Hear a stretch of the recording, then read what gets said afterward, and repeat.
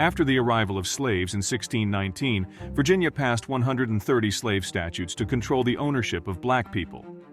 In 1962, a law was enacted to ensure that the children of black female slaves born out of rape by white men do not earn a status of a free child.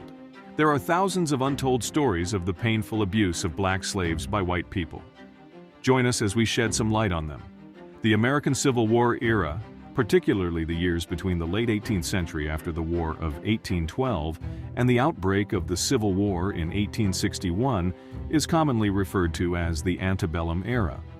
This period is characterized by distinct social, economic, and political factors that contributed to the conflict and division leading to the Civil War. During this time, the United States experienced significant growth, industrialization, and westward expansion.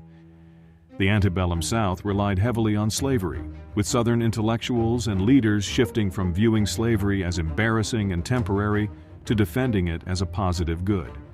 The abolitionist movement emerged in opposition to slavery, but Southern leaders criticized it due to their dependence on slave labor. The ban on importing more slaves from Africa drove up slave prices, prompting smaller farms in settled areas to sell their slaves further south and west. While most Southern farmers had small to medium-sized farms with few slaves, large plantation owners held considerable prestige and political power based on the number of slaves they owned. The era was marked by debates over states' rights, the expansion of slavery into new territories, and tensions between the North and South. These factors eventually led to the outbreak of the Civil War, which had a lasting impact on the country. Despite the well-documented dehumanization and mistreatment of slaves, including sexual exploitation, a lesser-known aspect is the abuse suffered by black male slaves from elite white women. These women belonged to the planter class and held privileged positions within the social hierarchy. They were associated with wealthy plantation owners who relied on slave labor to cultivate cash crops. While these women couldn't vote or hold office, they could buy, sell, and own enslaved people, actively participating in maintaining the institution of slavery. They had the authority to issue commands, give instructions, and enforce discipline, contributing to the power dynamics and gender hierarchies of the time. Recent historical research challenges the notion that white women were passive in their involvement with slavery. Interviews with formerly enslaved people conducted during the Great Depression reveal that white girls were trained from a young age in slave ownership, discipline, and management. Slave-holding parents would even gift them enslaved individuals as young as infants. This upbringing reinforced notions of authority and supremacy, contributing to the creation of deeply racist and supremacist mindsets. In addition to the well-known sexual exploitation of enslaved women, there were instances of sexual encounters between planter-class white women and black male slaves. One of the most distressing aspects of the abuse endured by black male slaves at the hands of elite white women was sexual exploitation.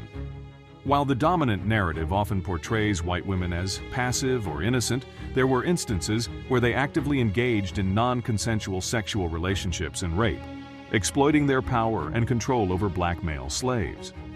These actions perpetuated a cycle of sexual violence and degradation, further dehumanizing the already enslaved.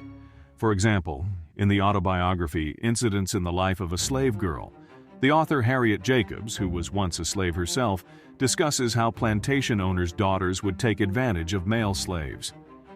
These women targeted slaves who were subjected to their father's authority, exerting similar authority over them. The relationships described were often sexually predatory and can't be classified as consensual. This behavior constitutes a form of sexual abuse, if not outright rape. One of the ways in which planter-class white women exercised sexual control over slaves was by threatening to accuse them of rape or attempted rape if they didn't comply with their demands for sex. This manipulation played on the power dynamics of race and gender, reinforcing the idea that black male slaves needed white male protection and control. There were various possible causes for why these women chose to sexually abuse slaves, with motivations likely varying from case to case. Some may have been motivated by boredom or sexual frustration, while others may have used sexual exploitation as a way to compensate for their lack of power in other aspects of their lives. Planter-class white women had limited agency and were often constrained by societal expectations. Engaging in sexual control over slaves could have been a source of enjoyment and a way to feel empowered within the confines of their own lives. Furthermore, it's important to note that physical abuse was also a widespread issue faced by black male and female slaves. Slavery took on many forms, and violence was used as a means to enforce control over enslaved individuals. Exploring the abuse of black male slaves by white women sheds light on a disturbing aspect of history often overlooked. By confronting this painful reality, we challenge conventional narratives and deepen our understanding of power dynamics. Acknowledging historical injustices is a crucial step toward a more equitable future.